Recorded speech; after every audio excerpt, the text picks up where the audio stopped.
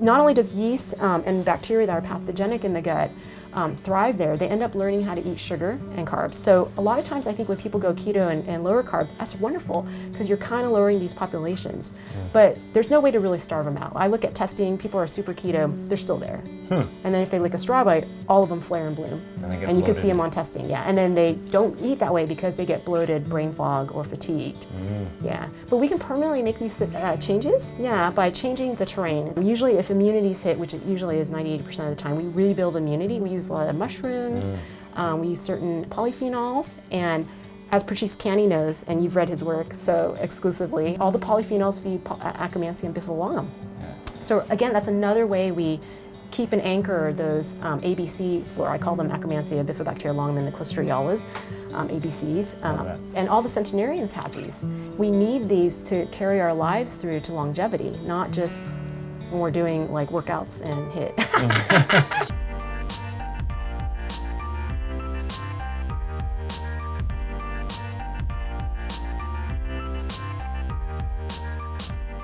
Hello and welcome back. I'm your host, Mike Mutzel. Thanks so much for showing up and tuning in. It's episode number 218. Now, before we actually dive into the show and talk all about gut health and ways to boost the diversity and robustness of your microbiome, I want to share with you a few lifestyle strategies and tips that I've learned over the past, 4 or 5 years of doing these videos. Number one is course correcting our body and preventing us from having sleep disorder breathing. We all know about sleep apnea and, CPAP devices and all that sort of thing. And we think that, a lot of us don't have any problems breathing and we sleep deeply and so forth. But a lot of us are on the trajectory to developing sleep apnea and we don't even know it. This is known as sleep disorder breathing. If you missed the episodes with Dr. Mark Bahena, we talked about that at length. And there's a lot of research. Let me just share with you this new paper that's coming out talking about insulin resistance, leptin resistance, and its association with sleep disorder breathing and obstructive sleep apnea. So let me just summarize, there's many videos on this, it'll summarize very quickly here. If we're breathing through our mouth while we're sleeping, we're not getting the proper oxygenation and nitric oxide synthesis, and we can actually have our tongue collapse in our airway, which can prevent us from achieving these deep levels of sleep. Now, there's other metabolic ramifications and consequences of this mouth breathing, as it's known, including hypercortisol levels, aberrations in our master hormonal regulatory system called the HPA axis, chronic inflammation, and much more. So that's why I'm a huge fan of the practice of mouth taping, because it helps to retrain your body to learn to breathe through your nose while you're sleeping, which is key to course correct away from obstructive sleep apnea and associated sleep disorder breathing. So I'm a huge fan of Somnifix. They're a proud sponsor of the podcast.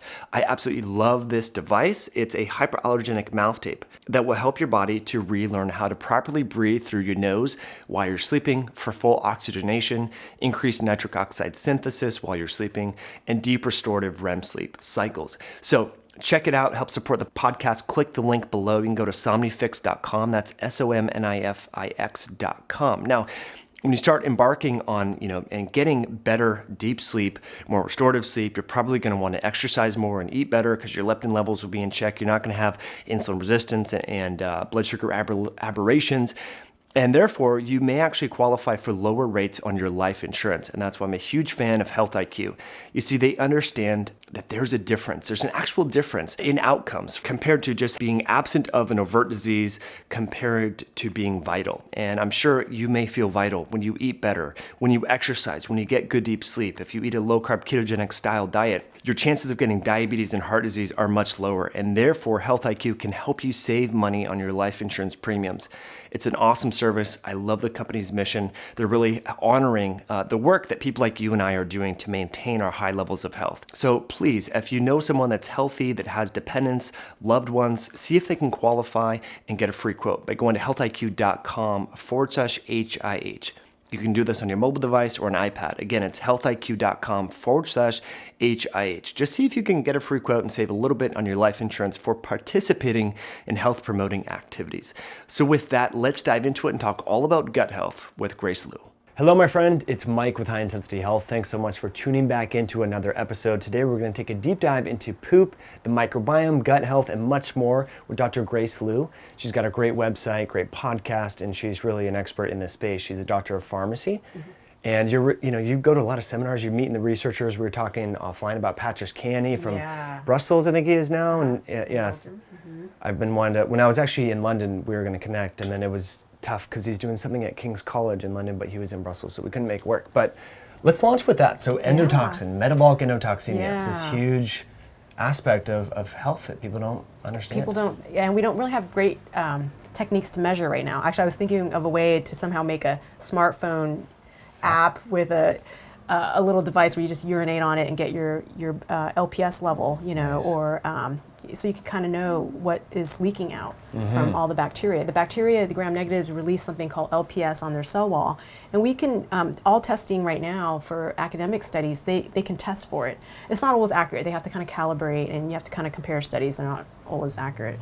But when they get it, it's very conclusive and interesting. Right. Yeah, because we know when LPS is higher in the blood, there's all kinds of health diseases: diabetes, obesity, metabolic syndrome, autoimmunity, many other neurologic symptoms as well. So it correlates with what we know with functional medicine. Right. Yeah. That the gut is kind of the gateway to health and disease.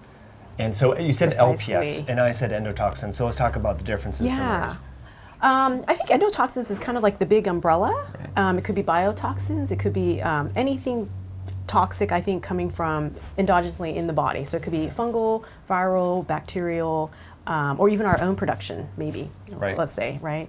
Yeah. LPS is kind of specific for gram-negative bacteria, lipopolysaccharide from the cell walls. When they're like shedding it, or when I'm working with clients, we kill them a little, and replace them with good stuff. Or even when we add probiotics, they have a killing effect too. Many are, like we have a probiotic we made, and it has a bit of an anti-parasitic, anti-pathogenic, anti-fungal effect. So when people start feeling achy and tired, that means, actually it's a good thing because it means actually the probiotic's working and kind of cleaning a bit, and it's releasing things. And as they release and open up, they give out the LPS, and it can go in the bloodstream and make them kind of sick and tired. Right. Yeah. Some bacteria, like enterobacter, and the gammaproteobacteria family, their cell walls, their LPSs are 10,000-fold more pro-inflammatory than our good gut flora, our gram-negatives. So when they die off, it's sort of like nuclear power plant explosion, Fukushima. Wow. So you don't need a lot, but you're going to be super effed. Yeah. So what genus and species would fall under that? Was that the phyla that you mentioned, just so people can understand? Yeah, so it's like a bigger group when we're looking at all the little zoo animals in our gut, right? And I used to follow Mike all the time, and I was like, such an honor to be here because your gut stuff was always like, oh my God, that's so good and so easy to understand. Too funny, yeah. I'm like, oh, that's so good. Mike is so good. Right. Yeah. And well, gamma is just sort of all where the nastiest ones live, and we need the good ones like alpha, beta proteobacteria. I don't even know all the names in there. They're a lot more complicated, but they're like good, like more healthier, stable ones, and they kind of fight the gamma ones. So in the gamma proteobacteria, we have Klebsiella, which is often associated with a lot of autoimmunity, ankylosing spondylitis, Hashimoto's, and also we have Citrobacter in there, E.coli, many of the nastiest that fry our health, fry our energy and steroids, are in that family. So we kind of need the good versions, to offset them. I see. So that's the alpha and beta? So alpha and beta, yeah. And then there's also good E. coli, which is a probiotic. It's in Canada. You can't really, E-Nissel 1917, which is awesome. Yeah. Do you know the backstory why we can't get it here? I never... There's some Wikipedia stuff, and there's a lot of published research. I think it's just the FDA, yeah. Because you also can get it in Europe, Germany. Usually when we travel there, I grab a whole bunch. Nice. Yeah. That's smart. That's awesome. So it's a really good probiotic. Totally. It's one of the first, actually. Really? One of the very, very first. That was so effective for preventing diarrhea in kids. I mean, it's so safe. Yeah. What's interesting about that, so being that it's E. coli, gram-negative bacteria, it would have endotoxin on its cell membrane, yet the DNA maybe or whatever that bacteria does to our body offers a positive effect. So I think it's great that we're talking about this because there's so many nuances and people are just buying these probiotics and they don't understand the strain specificity, which is huge. Right. So is that something that you go over with clients and talk to them about, like different personalities? No, not really, because sometimes it matters and I think sometimes it doesn't actually, but I mean, from a not so subtle point of view, some of the strains which we know about because they have like strain identifiers, we know they're like super powered kind of like, okay, there's so many people in the gut health, right? But you know and trust Mike, right? Because you're like special and it's well known. Sure. So I do use certain probiotics because they have certain studies behind them with the identifiers. Sometimes what studies are showing is that because they can do DNA studies, genome studies, the whole family of either the whole genus or the whole species actually have all the conferred benefits. It's just part of that family. It's very rare if they're mutated and don't have it, let's say. Sure. Yeah. I see. So you're going to get certain that things, regardless. will be just inherent, Sure. Like I'm Chinese, so I have certain Chinese things. Yeah. You can't pull that away from me, even though I was born here and I eat like a lot of American food. But So you're certain talking things, like bacteria specifically. yeah, so even bacteria, even though we know like, oh yeah, the identifiers do make a difference, but sometimes they don't because there's just things that are really inherent for that genus and species. If they're bifido and they're bifidolongum, we know certain things about that. Even in bifido, there's like good bifido and bad bifido. Like some bad bifido eats a lot of sugar and starches, whereas good bifido only eats fiber, inulin, real known prebiotics, things like that. Interesting. Yeah, and even lactobacilli can be bifurcated, can be segmented too. We see a lot of autoimmune studies with 16S and other microbiome studies that show if there's so much permeability going on and dysbiosis, people are making antibodies against their own lactobacilli. That's pretty effed. Yeah. Yeah, so if they try to take a probiotic, it's not going to work for them. It backfires, no matter what brand they use, no matter what identifier. Because the body will view that as foreign or too much of a pathogen and will react against it. Yeah. Interesting. Going back to your own personal microbiome, do you want to say something? Yeah, no, go ahead. Okay, going back to your own personal microbiome, story, if you will. Yeah. When you did your testing and things like that. So, widely recognized as healthy genus species, Akkermansia muciniphilia. Yeah. You were saying like, gosh, no matter what, I just cannot get this sucker to grow. So I think there's something to be said about, like you said, the heritability, and we often don't think about that, about how genes influence the immune system, which then can influence the ecosystem of our gut bacteria. We just think, oh, everyone should have Akkermansia, we should have Faecalibacterium prausnitzii, but exactly. It depends on where you're from a little bit too, hey? Absolutely, yeah. Or MTHFR even.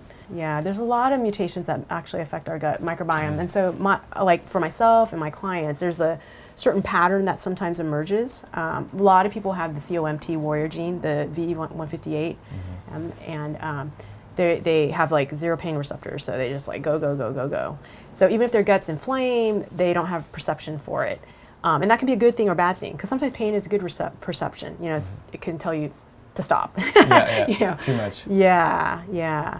And I look specifically at some like NOD2, it's a more IBD kind of mutation, and FUT2. That's kind of the FU, like for your gut gene, because it tells us how much like fiber comes out on our mucosal lining.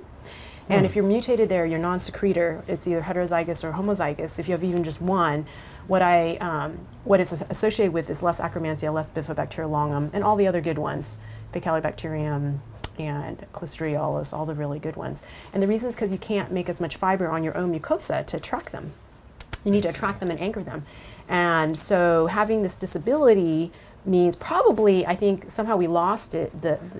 We gained this gene because we didn't have to make prebiotics, because we probably had a really high fiber diet and full of the fruits and vegetables and seeds and grains that had these fibers, so we didn't have to really make it. You say grains? I'm just kidding. We'll talk about that later. Yeah, we'll talk about that later. Okay. Didn't mean to interrupt you, but carry on. So that may have been adaptive because our diet was so rich in fiber. Yeah, because what's adaptive is people are less likely to be HIV progressors if they have FUT2. Yeah, and they're almost like 0% going to get norovirus. I mean, there's exceptions to this, obviously, right? But norovirus can be kind of fatal, if you're a baby or elderly and you have a compromised immune system.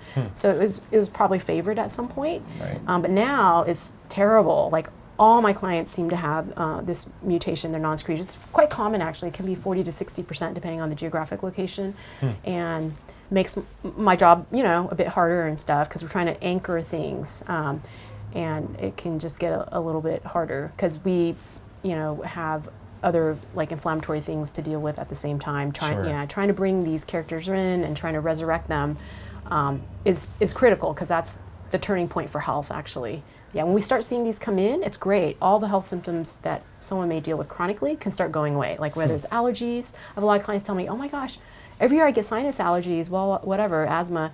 all their neighbors are suffering, and they're like, oh my God, this is the first year I've never suffered. Wow. Yeah, or just being able to tolerate foods. Because we have a lot of permeability. If you're leaking food parts into the bloodstream, then your body attacks it. So a lot of people come to us, and they can only eat 4 or 5 foods on Earth. Crazy, Right? but yeah. Yeah, and then rapidly, especially when we can get the probiotic on board and get bifido in there, longum, they can start eating a lot of things. And we even challenge a lot of our clients to try to eat gluten like in 4 to 6 months later. Yeah. And it's not bad at all. They're fine. They're not bloated. They don't get brain fog. They don't get like eczema flares or psoriasis flares again. It's awesome. That sounds really cool. Yeah. And so it's really addressing, if I heard you correctly, this FUT. FUT2 in a Okay. way, yeah. And so just to kind of summarize that, because there was a lot of information there that I think it's wonderful.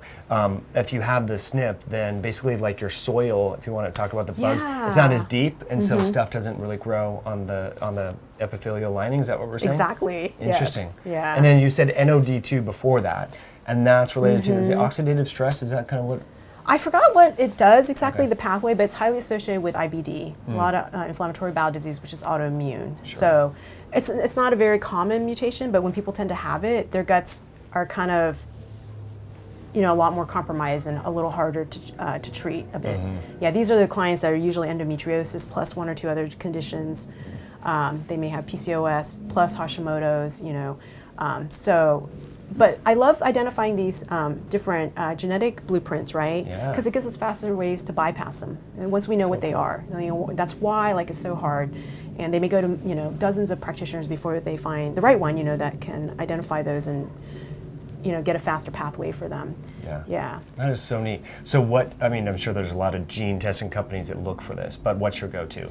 Yeah, so I love 23andMe, but they've now sold a lot of their data to like 5 different big pharma. So I kind of recommend people use like creative names because you have to kind of protect your privacy as well. But they give great information.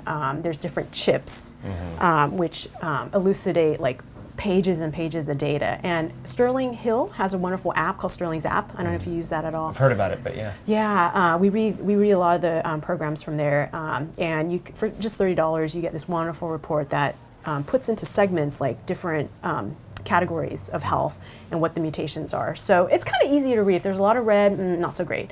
And then a lot of green, that's awesome. Like a lot of my athletes, I work with MMA fighters, Ironman, and Spartan racers and other fighters. And it's really interesting that there'll be seas of green, and then only a few reds, but usually it's like the COMT, or, CYP1B1 and others where, they actually naturally have higher steroids. So it helps, or even iron overload, because iron carries oxygen, Right. which is awesome, but if you have too much iron, then it's rusty and it hurts the gut.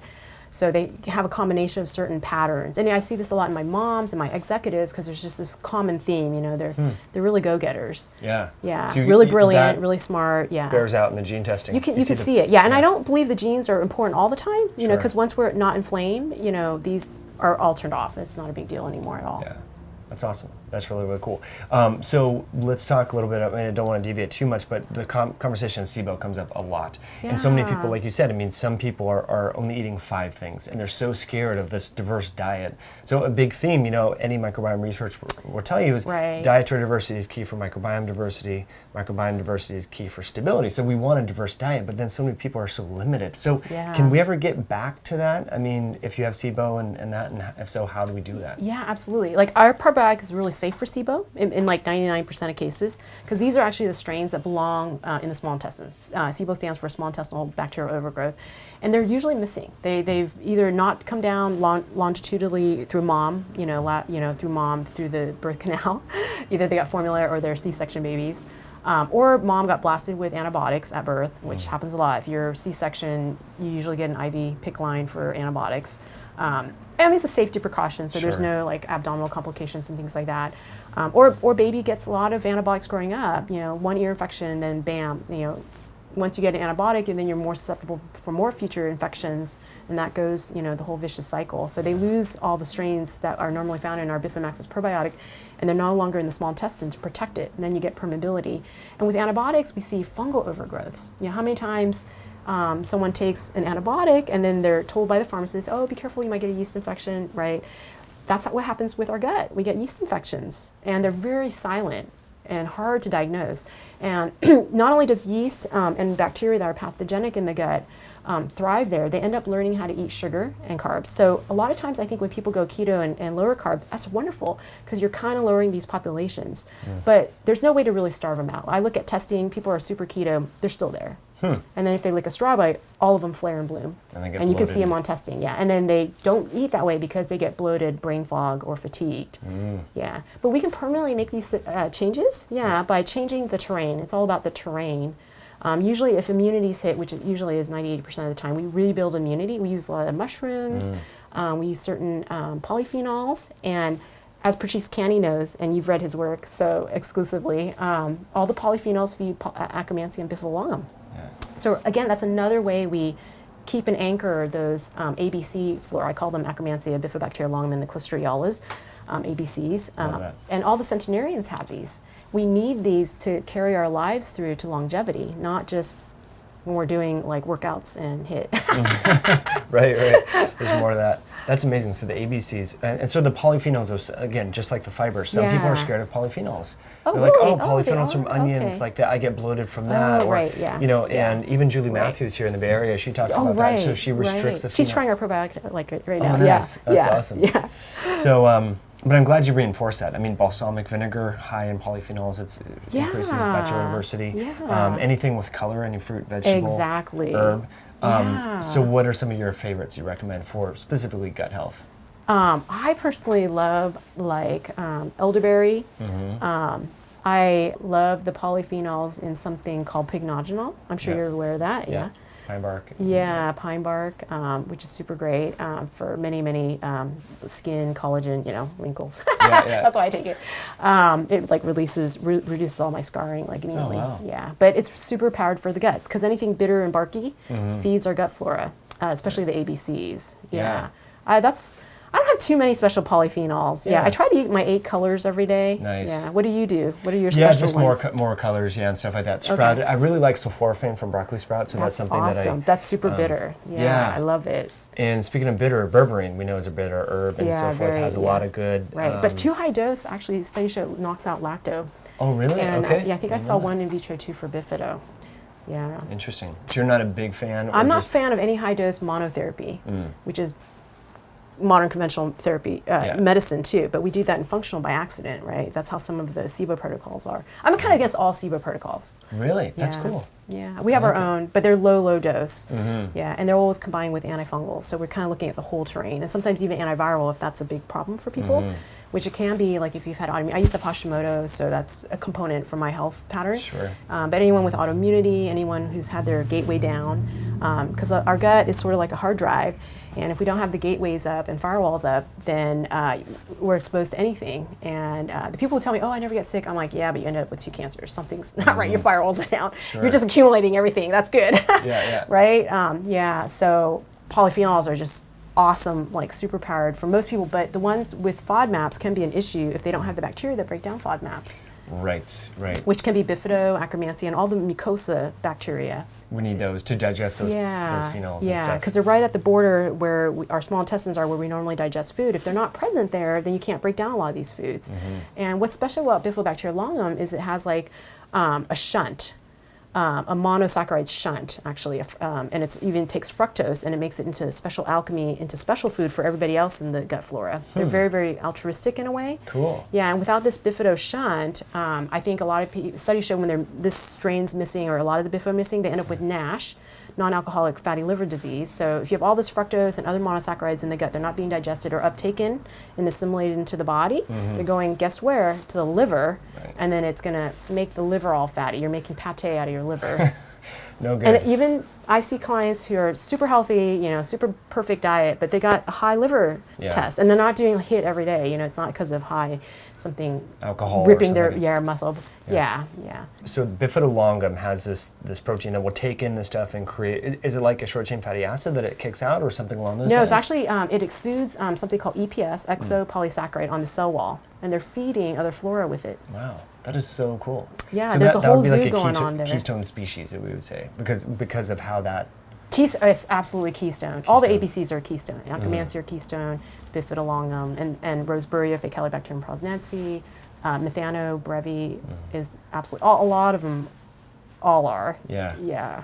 Love that. So we can't be missing too many of them. You miss a couple, that's okay. They're going to cover for each other. But then you start missing like dozens of them, you're kind of effed. Kinda like, screwed. yeah, it's kind of like, okay, let's say your aunt gives you a Tesla, but it's missing 3 wheels. Like, what are you going to do? Where are you gonna go? Where are you going to go? Yeah. You got to have the most fantastic car on earth, but you got like one fucking wheel. Like, where are you going to go?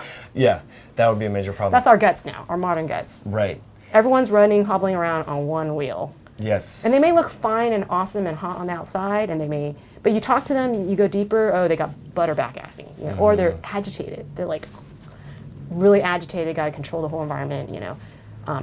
So a lot of our clients, they tell us, wow, this is like the first time I feel calm, you know, and happy, you know, when we fix the gut and kind of bypass a couple of the mutations that show up. It helps to support many things, and they actually, everything's kind of flowing appropriately. And we're getting like the right neurotransmitters from the gut. You know, they make serotonin and melatonin for us, and GABA. So then people can actually really feel, you know, themselves, and you know, all those other layers are kind of peeled off. Right.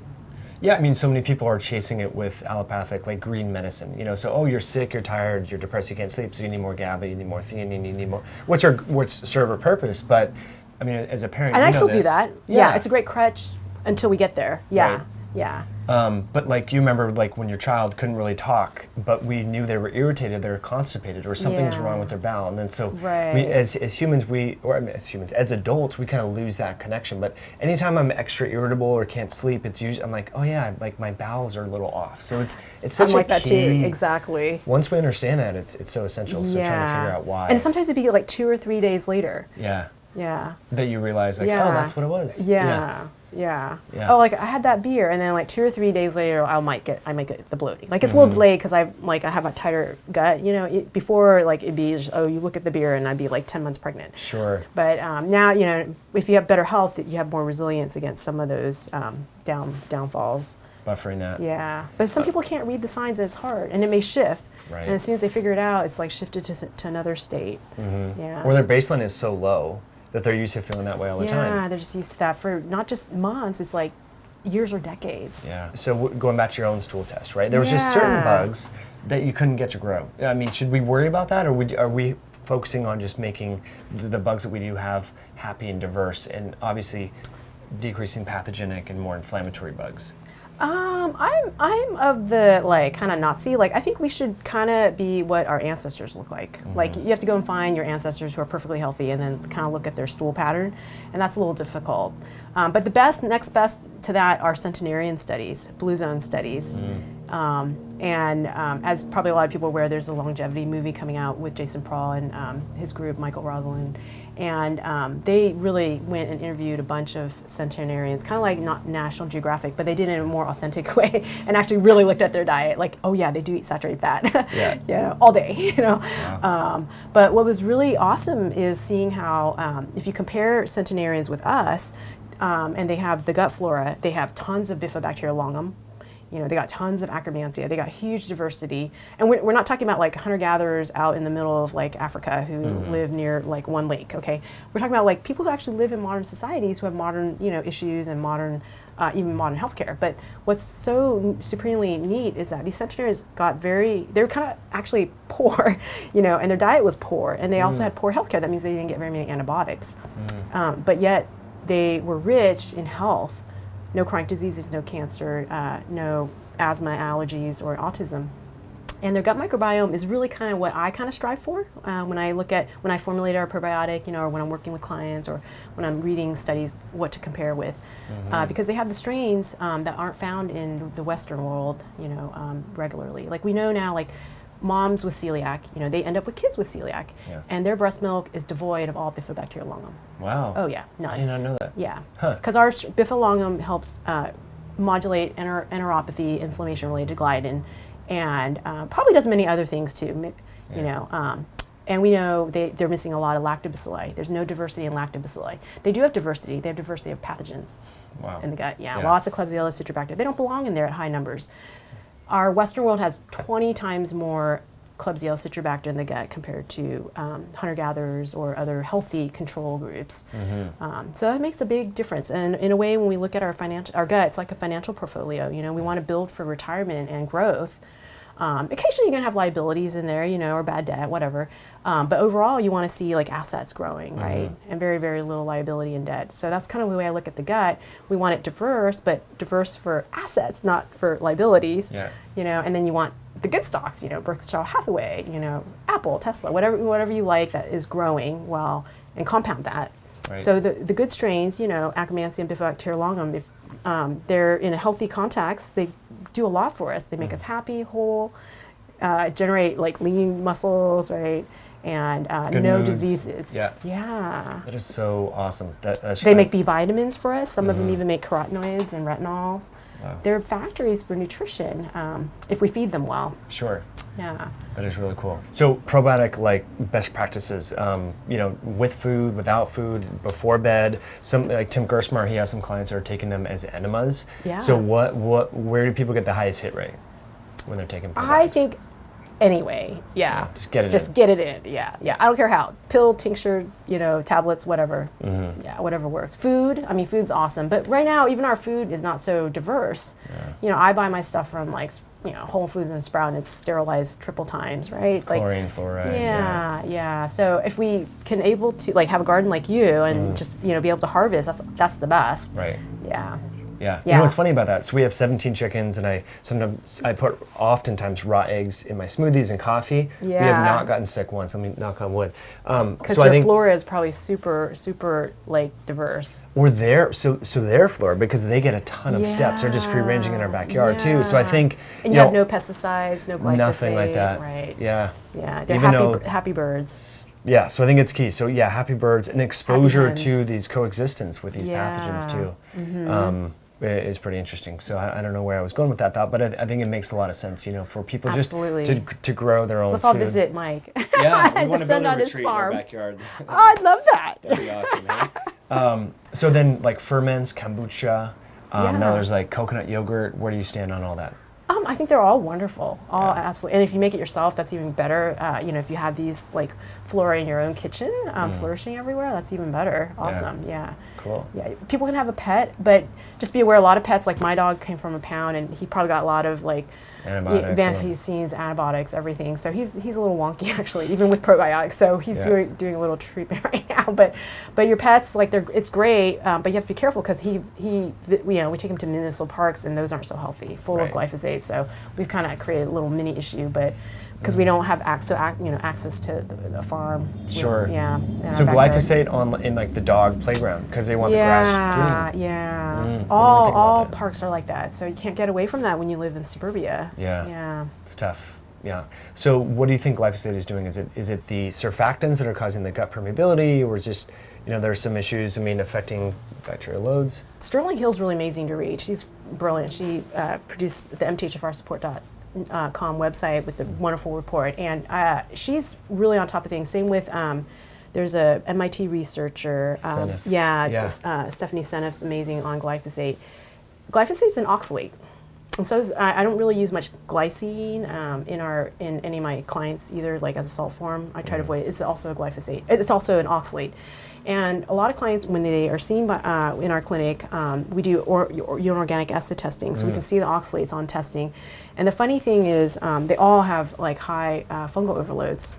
Everybody, like 100% all disposed clients. So if people aren't running the right test, they're going to miss this and not treat it and give a SIBO protocol instead of something combined where you're looking at the whole terrain, including fungal and viral overloads. And which test would that be? That's the Great Plains organic acid test. Okay. Yeah. And so I'm those sure are you just carry some metabolites that you can get. So the fungal metabolites are on there, and we consider anything middle range or up to be high. And the oxalates may or may not be high, but at the cellular level, they can be clogging. When they crystallize, they're like crap, you know. It's will damage mitochondria, organelles, anything, soft tissue. When women are doing mammograms, they're essentially looking at calcium oxalate in the boob. Wow. Yeah, it's that hardening that is the pre-stage before cancer or lumps and moving to other, you know, forms. But calcium oxalate is how it starts, and I think it probably happens for prostate for men and anywhere where there's mucosa and lymph And so the breast is really highly lymph because we're making breast milk there, and Right. things accumulate.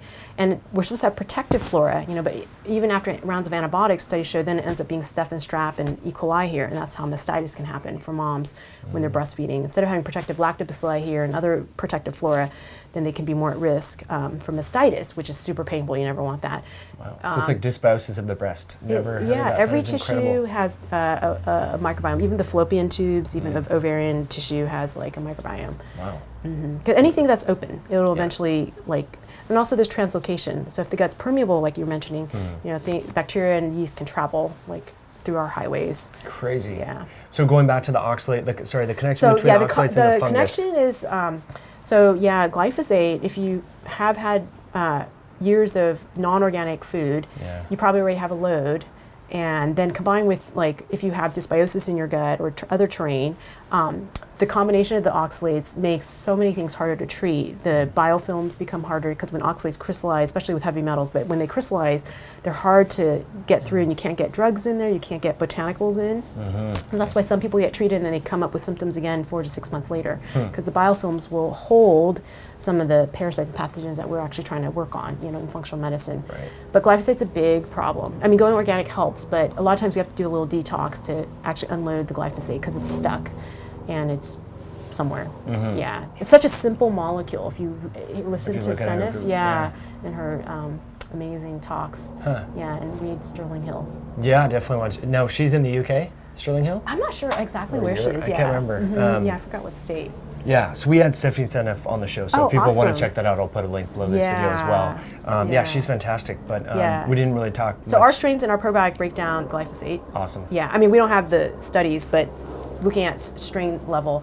And she talks often about how using charcoal and clay and I think sauerkraut. Oh, okay. Yeah, but you can use sauerkraut shots. We use gut shots as well as our probiotic. Those are ways to kind of unload the glyphosate. Nice. Yeah, I've seen that gut shot everywhere now. New York, Toronto, Oh, LA. they're delicious. I like love they've them. taken off in 18 Yeah. months. They're went North I do go with America the wide. beet one, so they're all purple Oh, polyphenols. nice. Yeah, there you go. They're so cool. And it's really rich in salt too, so that's Oh, I really know. awesome. Yeah. Yeah. Do you get a lot of salt? I do, and this is, you're going to laugh at me, but as part of the whole keto thing, you definitely need more salt. You definitely need I found more, that. yeah. But you're not a big fan of the keto diet, so let's talk about maybe why that is. Do you have another hour?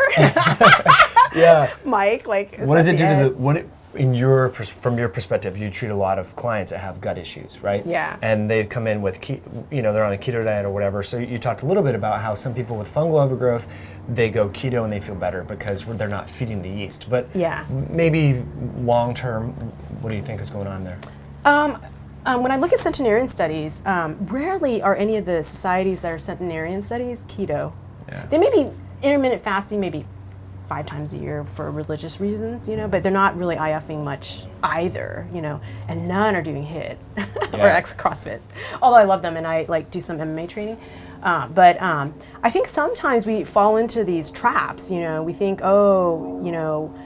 something makes us feel awesome, but Coke makes you feel awesome too. Is it really good for us though? And when we look ancestrally at the template, is it really a great ancestral template? I'm not sure. I'm not. And partly I have a bias because for women, we're ancestrally kind of foragers, took care of babies and grandmothers and kids, and foraging, you're kind of constantly eating berries or nuts or whatever, right, from the ground and from the earth. So we kind of had a constant glycolic, effect from the environment, whether it's whatever we're foraging. And for me, when I did endurance events, I used to do half marathons and mini triathlons, and I went keto the whole year and a half while I was doing endurance events. I keto adapted, but I really damaged my adrenals to the point where I had cold hands all the time. Initially, it was a little brain clarity, then it just dropped after that. I couldn't get energy with any of the workouts. Interesting. Yeah, and then it just got worse and worse and worse. And I think I probably I kind of knocked all my ovarian hormones out, and plus adrenal neurotransmitters. I think everyone should be kind of cautious and do testing. I love Dutch testing and any kind of hormone blood testing. I really for fertility, it's so important to have that into longevity because centenarians, they all have wonderful fertility. Not that they're going to bang out a baby or anything like that at age 80, 90, or 100, but they have adrenal glands that are really powerful and strong, and they have normal levels of DHEA and other adrenal hormones, cortisol. They're not too high, not too low. They're all in the sweet zone. And you can't have that if you're constantly damaging your adrenals by starving, restricted dieting, yo-yo dieting, SCD, paleo, super paleo, not like kind of normal paleo, but super paleo, restricted GAPS or AIP. I mean, these are awesome tools for a short-term gut rehab, and I even do them myself with clients, you know, but we never do them for very long. There's a really wonderful book called the Schwarzbein Principle book, 1 and 2. Older one, but great. Yeah. Yeah. No, she exercises like 3 days a week. Yeah. Yoga, she's very calm, you know, Yeah. more into her restoration, but carry on. Yeah, exactly. And I had to use her books to actually heal my metabolism. And sometimes you even have to gain a little bit of weight because you have to send signals to the metabolism and all the pathways that everything's fine. Right, you can chill. Yeah. Everything's abundant. Right. You got to kind of go to that state a little bit. But then once people normalize cortisol, then they don't get cold hands anymore. They're not urinating all night long because your cortisol's high. You know, you don't need so much salt either because when you're losing all that sodium when your cortisol's high, you can replete, but you know what's the root issue, right? Like, should we be losing that much sodium and magnesium every day? Yeah. You know, but everyone's really different. It depends on what their health goals are and what they want to see for their longevity. You know, I say do a telomere test. You know, sometimes this will tell you you're not really as young as you think you are. You know, a great point. Our telomeres tell us a lot. I do hormone testing. There's something I love to talk about called fertility physics. You know, so for women, we need our estrogens not too high. And progesterone needs to be an ideal ratio to estrogen, like 200 to 1. Okay.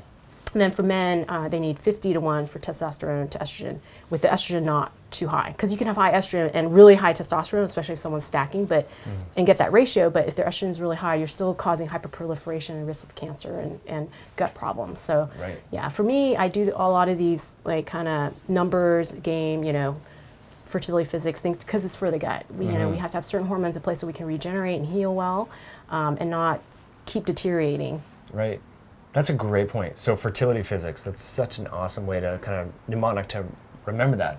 And for that, do you use serum testing or you said the Dutch test? I use blood if people can get it. Dutch is awesome, but I'm Asian and my testosterone doesn't show up on there well, and then they don't have progesterone. So for women, we really want to know the progesterone. They only look at the metabolites. Okay. Yeah, there was some PDE5 or something like that, or I remember reading the report, like if you are of Asian descent. You really need progesterone. Yeah. And blood testing also will give you the SHBG. Dutch can't really assess that. So if you're really stressed, you know, you get high reverse T3, it's blocking all your thyroid hormones, thyroid receptors, right? You got high SHBG, you're blocking all your testosterone, all your progesterone. You may have it, but it's not working at all. It's like... Right. Yeah, because your body's like... Yeah, we have 2 channels, right? We have either fertility, really healthy, happy, whole, right? And then we got eft. You know, and your body doesn't shift between. It's like a hybrid car. Like you're not really going to shift between the 2 gears too well. You'll break your engine if you try too much.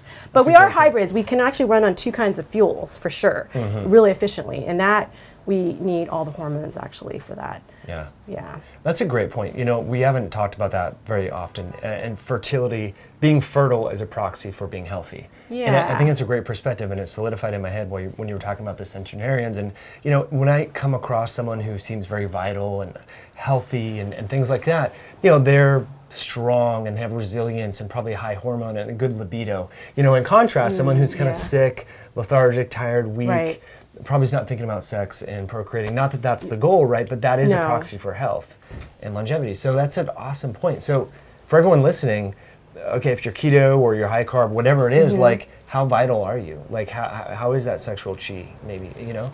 I think it's a cool, and then look at and then what are the markers, right? I mean, we have very few markers for this, so it's nice like to have numbers, But everyone will have their own metric, yeah. But it won't necessarily be like the size of your waistband, you know. Right. Yeah. Yeah. Awesome. Gosh, we've covered so much. So we have 3 final questions that we ask every guest on the show. Okay. But before we dive into that, did we miss anything?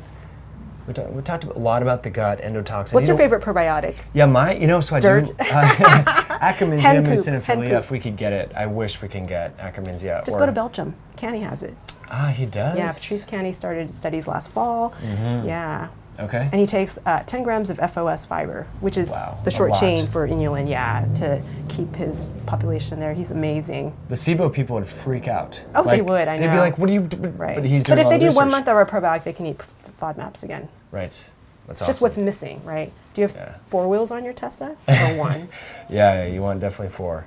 I think in a Tesla, all the wheels are motorized too. So that's why the speed is 0 to 60 is like 3 seconds or something. Could be off a little bit on that. But anyway. I didn't know that. Yeah, So do you take any at all or none? you know what? I go back and forth with things, but I do take a Bifidobacterium longum. I take a Zymogen Probiomax. Oh, and so that has longum, That's great. plantarum. Is there maltodextrin in it? Because you gotta be careful. Some of the inferior companies have a lot of that now. Yeah. Yeah, and that I think- damages the gut. It's an emulsifier. Anything emulsifying synthetically is kind of bad for our microvilli. It just melts them down. That's a really good point because some companies are emulsifying their curcumin in. Oh, we have emulsified coconut oil. That's lovely for paleo land. Let's break everybody's guts right now with Yeah. fake coffee creamer. Right. Yeah, it's crazy. So the emulsification agent, what is it? Polysorbate 80. So that's used in some Yeah. nutritional products, but it causes gut permeability, so you don't want that. Anyway, okay, let's talk about morning routines. We know that the morning is really kind of sacred time, and productive people like yourself who are out there changing the world, doing seminars and helping clients have a set of rituals that they do in the morning. So what do you do when you get up and in the first couple hours of your day? Gosh, tells a lot, huh? Yeah. Okay, I go poop really fast, like 30 seconds, and then take my dog out for a walk. Mm-hmm. Yeah, his routines kind of supersede everyone else's in the household. Nice. Yeah. Yeah. And then catch up with things or make breakfast. Mhm. Yeah, and a cup of coffee. Nice. Yeah. And so I just want to unpack that. You go poop really fast. So let's talk about maybe poop. 'Cause we didn't talk about that Yeah, yet. we didn't Poop talk about hygiene. poop. Yeah. You know, some people are cool with pooping every 3 days, or they don't. Maybe some people don't even look at like what their poop looks like when it comes out. Is that a good practice? So we love the Bristol scale, Uh-huh. and I'm sure your listeners are so advanced. We haven't talked about that actually. So I've personally looked at that. I'm curious about it, but carry on. Yeah, that's good. Yeah, so you can Wikipedia, Bristol, and someone made this amazing scale, goes 1 to 7, and 4 is perfect, like it's right down the middle, 4. And if it's rabbity constipated, it's scale 1, 2, and 3. Bristol 1, 2, or 3, and 1's like really tiny rabbity, not going very often at all. And then you move toward liquid. 5, 6, 7, 8 is more looser stools, and then 7 being like very liquidy diarrhea. So Bristol 4 is kind of what we shoot for. 3 or 4. 4 is ideal. And usually clients can get there within like just a week or 2. But clients who think people who think just going once a week or once every 3 days, it's highly associated with more cancers, more autoimmune diseases, lupus. Many conditions now are highly correlated with what our stool pattern is. And breast cancer rates, I was looking at this once with all the studies are kind of different with their numbers, but essentially you're like lowering your risk 10 times if you go twice a day, which I don't even do unless I'm pounding lots of fiber and bionic fiber every day. But yeah, twice a day is like, and when interviews with centenarians or like people who are hunter-gatherers, because they eat such a high fiber diet, in modern land and even in paleo land, maybe the fiber might only be like 3, 5, 7 grams a day. Right. But in hunter-gatherer societies, they eat a lot of things right off the land. They're eating 50 to 100, over 100 grams of fiber a day, and they poop 3 times a day. Wow. Yeah, Okay. and they have like no chronic diseases, no cancer, no autism. Yeah. Yeah, so think about that. We're so far removed from what might be ideal. And we suppress those signals because maybe we have a work meeting, we have a presentation, it's embarrassing or something like that. I mean, everyone goes poop, but we're still kind of, it's like a shame or something. I know, I don't get that. Yeah, it's really, really weird. First thing it's a great marker. I look at a dashboard for my clients called headsuphealth.com. It's wonderful. They're doing you can do all kinds of biohacking and sync up your wearables up to the dashboard. So I can kind of see when my clients go on their body fat scale, what the body fat is, their Oura ring like yours. Yeah. I can see their heart rate variability. It all syncs up now, and temperatures. Actually, I think right now it doesn't do the baseline, but you can see a difference. Sure. Yeah. So we, are trying to get everything normalized. And on there, they added the Bristol score. Yeah, so I can kind of track that with what we're doing and see movements toward normal, Yeah. That's cool. And we also like see on a daily basis? Yeah, anything. Yeah, or you can do averages. Yeah. So you want your clients to get to the point where they can say, okay, I have a real watery, stringy stool, or it's well formed. So they're pretty savvy with this. I mean, which is great. Yeah. Yeah. I know. And then love that. microbiome studies are unusual, right? Sometimes with looser stools, there's a certain pattern, but it's not always the case for every study. And then with constipation, IBS, like IBS constipation, it's not always the same bad guys. I think it kind of depends on the study or what they're looking at. I think overall, there's always fungal overgrowths. Like on the urine, there's always fungal overgrowths.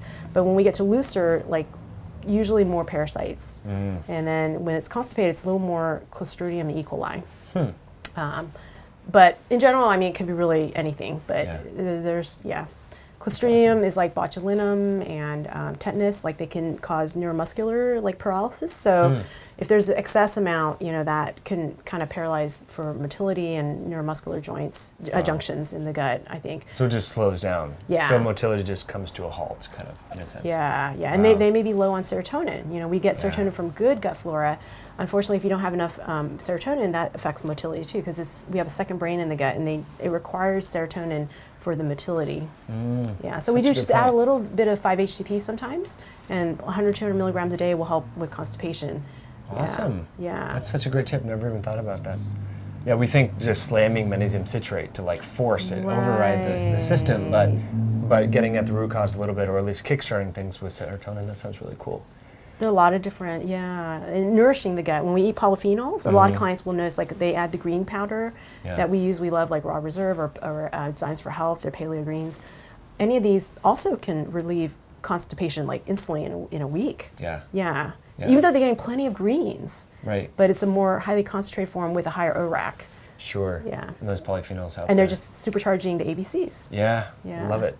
Speaking of polyphenols, if there was one herb, nutrient, or botanical that you couldn't live without, you're stranded on a desert island. So omega-3s, vitamin D is covered. Okay. What are you bringing with you? And you have sunlight, right? And you can run around naked. Probably thuja. Thuja. Yeah, have you Never heard of heard thuja? that before. Yeah.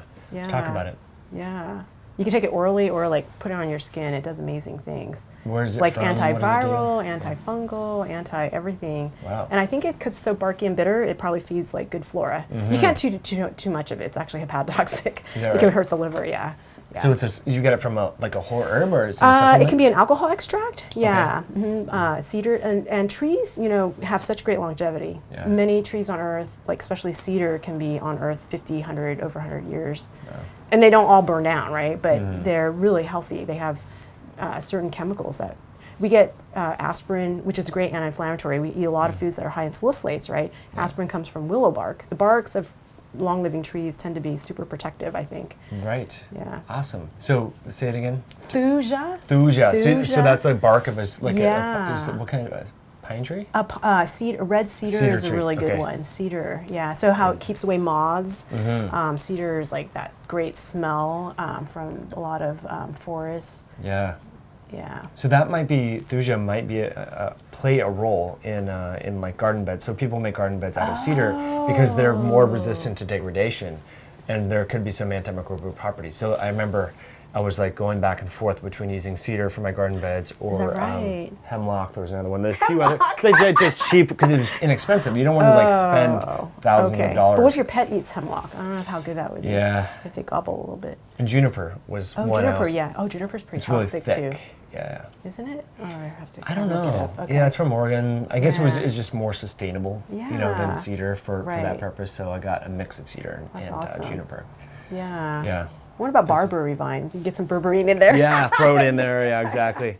That's a good idea. Okay, so final question here. We've asked every guest that's been on the show, if you were to bump shoulders with a politician in an elevator, they turn to you and say, Grace, I'm going into a meeting right now with my colleagues, coworkers, we're going to present to the World Health Organization about some sort of policy that we can improve the health of our constituency and our local communities. Thinking big picture here, what's something that a politician or a big change that can have a sweeping health improvement on society? What would you say? That's a really good question. Maybe putting in gardens in all elementary schools. That would be cool. Teaching them, about gardening, taking care of the environment, or just feeding themselves. Right. Eat from the garden. Yeah, it's key. And work in the garden, some chores. Yeah. It's funny, I mean, when you get kids more involved in the process, they're so much more self-aware and they naturally make better health choices, which is key. I remember my first carrots I pulled out of the ground, like they just tasted fantastic, right? Yeah. With the green peas off of the fresh harvest. Right. Love it. Well, Grace, thanks so much for coming on. This was a lot of fun. If folks want to connect with you, I know you have a couple different websites. You got a course or a live event coming up in the Bay Area. Yeah. Let's talk about that. We teach our protocols that really are so effective and safe and gentle to clinicians and clients. It's in October 16th to 18th here in Berkeley. And we have my co-speaker is Nisha Winters, Dr. Winters, who has a book called Metabolic Approach to Cancer. I know she's been on the show and loves Mike. And we have a couple courses. You can go to thegutinstitute.com for more information, or if you have questions, just contact us through the website. We'd love to, share more and educate. And we have a Facebook page that's getting a little more active and trying to educate there as well. Thanks so much for having me on the show. This was a lot of fun. So fun. Thank you. This was great, guys. And if you're still watching, thank you so much for watching all the way through. If you like this video, please give it a thumbs up, share it with a friend or family member that may benefit from this information, and we'll catch you on the next video.